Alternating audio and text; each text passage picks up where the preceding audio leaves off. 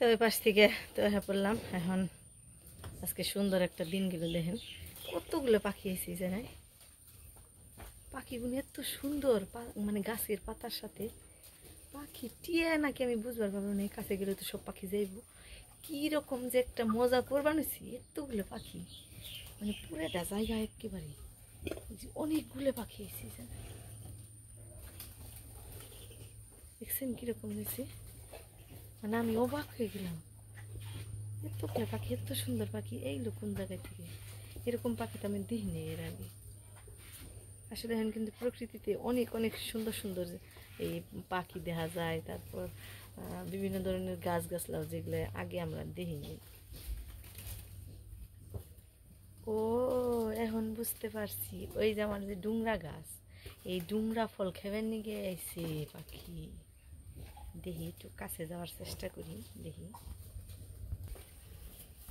তো আমি এই পাশ দিয়ে এলাম, একটু ক্যামেরাটা অফ করছিলাম, কারণ যদি আবার চলে যায়। আয় হায়, সব চলে গেল, দেখছে। আছে আছে, অনেকগুলো আছে।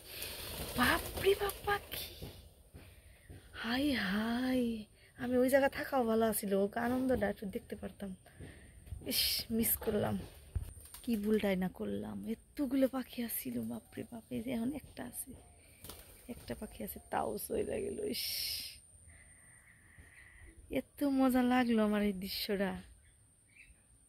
ভাবতেই পারিনি আমি যে এরকম একটা এই দৃশ্য আমার বাড়িতে এইরকম একটা জায়গার মধ্যে হয়।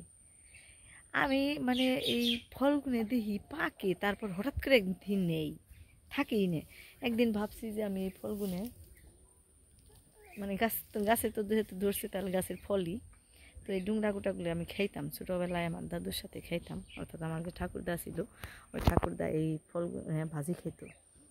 তো আমি ভাবছিলাম যে এই ফলগুলো একদিন ছিঁড়ুমু, তার পেই নেই। হঠাৎ করে থাকে থাকে আবার দেখি মানে সব উধা হয়ে যায়, একটাও থাকে না। তাই যে আজকে দেখলাম যে এই সমস্ত পাখি এই ফলগুলো খেয়ে ফেলায়। অনেক মজা লাগলো আমার।